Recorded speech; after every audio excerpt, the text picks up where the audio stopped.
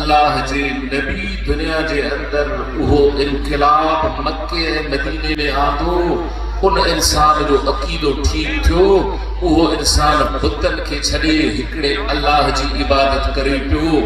अज 1500 साल खां पोइ हिन सखर शहर जे अंदर पूरी दुनिया जे दरिया समंदर जे बेटन में, पहाड़न में, जंगलात में मुसलमान तोखे इहो जेको नज़रियो 1500 साल खां पोइ थो मिले त इबादत जे लायक हिक अल्लाह, नफ़े नुक़सान जो मालिक हिक अल्लाह। इहो नज़रियो, इहो अकीदो, इहो ईमान अगर तोखे 1500 साल खां पोइ मिलियो थी इन मदरसे जे ज़रिए।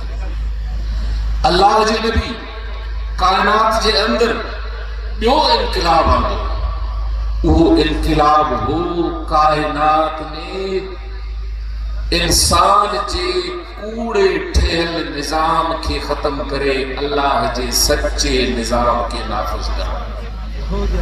अल्लाह जे नबी धरती ते अल्लाह जे निजाम के आंदो, ॿी निजाम जी तब्दीली उहा अज असा जे मुल्क जे अंदर उहे उलमा जेके मदारस का फारिग थी करे अल्लाह जे नबी जे ॿिए इनकलाब सां उहा कड़ी मिलाइन था। उन जमात जंहिंजो नालो जमीयत उलमा इस्लाम आहे, उन जमात जो भी इहो ई प्रोग्राम आहे हिन मुल्क जे अंदर अल्लाह जे निज़ाम के नाफिज कजे।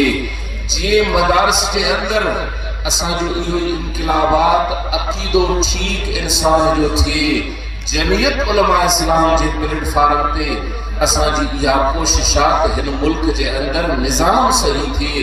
जंहिं मुल्क पाकिस्तान में, पाकिस्तान जी आज़ादी में केतिरे इंसाननि जा खून, इंसाननि जूं जानियूं कुर्बान थियल आहिनि, उहो मुसलमाननि जो मुल्क इस्लाम जे नाले ते आज़ाद थियो, जंहिंजो नालो भी इस्लामिया जमहूरिया पाकिस्तान रखियो वियो, जंहिंजे आइन जे अंदर उनवान इहो ॾिनो वियो जीअं कंहिं भी शइ जी शुरूआत में बिस्मिल्लाह पढ़ंदा हूं त असांजे आइन में इहा शइ लिखी वई तो मुल्क जे अंदर कोई निज़ाम कुरान सुन्नत जे मुनाफी न हूंदो।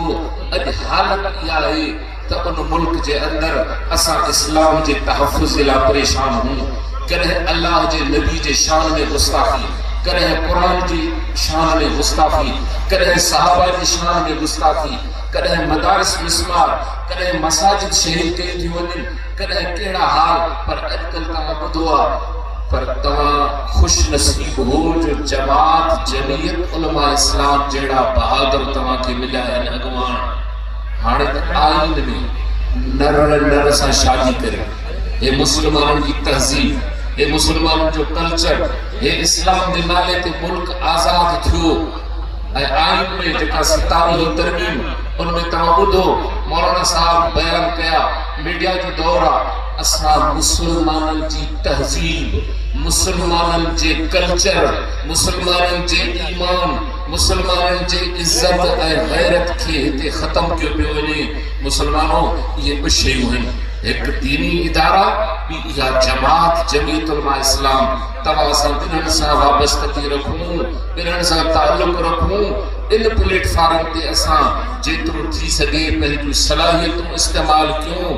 अल्लाह साईं जी रहमत में उमेद आहे। जे अफगानिस्तान जे मुजाहिदीन कुर्बानी ॾिनी, अफगानिस्तान जे पहाड़नि खे पंहिंजे खून सां ॻाढ़ो कयो, पाकिस्तान जे अंदर भी मुजाहिद पंहिंजी कुर्बानी जे लाइ तयार थियनि त अल्लाह जी रहमत में उमेद आहे हिन मुल्क जे अंदर भी उहा दुनिया जी सुपर ताक़त, जीअं उन मदरसे जे तालिब उन चंदे वठण वारे तालिब जे अॻियां जूता खाई निकिती कुवत, पाकिस्तान में भी इंशाअल्लाह उहा ताक़त, सुपर ताक़त दुनिया जी ज़लील थी निकिरंदी ऐं असांखे अल्लाह साईं क़ुरान जो निज़ाम पंहिंजे अखियुनि सां ॾेखारींदो।